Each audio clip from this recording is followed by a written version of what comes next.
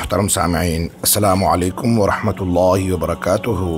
رسول اقدس صلی اللہ علیہ وسلم کے ارشاد کا مفہوم ہے، ایک آدمی کے 3 بھائی ہیں۔ جب وہ مر رہا ہو تو ایک بھائی کو بلا کر کہتا ہے کہ تم میری کیا مدد کرو گے؟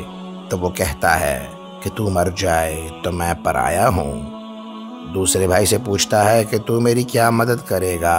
وہ کہے گا موت تک علاج کروں گا، مرنے کے بعد دفن کر کے واپس آ جاؤں گا۔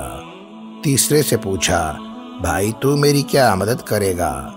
تو اس نے جواب دیا کہ میں تیرا ساتھی بنوں گا، تیری قبر میں بھی اور حشر میں بھی، تیرے اعمال تولنے میں بھی، حتیٰ کہ تو جنت میں داخل ہو جائے۔ آپ صلی اللہ علیہ وسلم نے فرمایا بتاؤ کون سا بھائی ان تینوں میں بہتر ہے؟ صحابہ کرام رضی اللہ تعالی عنہم اجمعین نے فرمایا کہ جو بھائی تا کامیابی ساتھ دے وہی بہتر ہے۔ آپ صلی اللہ علیہ وسلم نے فرمایا پہلا بھائی مال ہے جو موت آتے ہی ساتھ چھوڑ دیتا ہے، دوسرا بھائی اولاد اور رشتہ دار ہیں جو دفنانے کے بعد پرائے ہو جاتے ہیں، تیسرا بھائی تمہارا عمل ہے جو تمہارے ساتھ ہی قبر میں جاتا ہے۔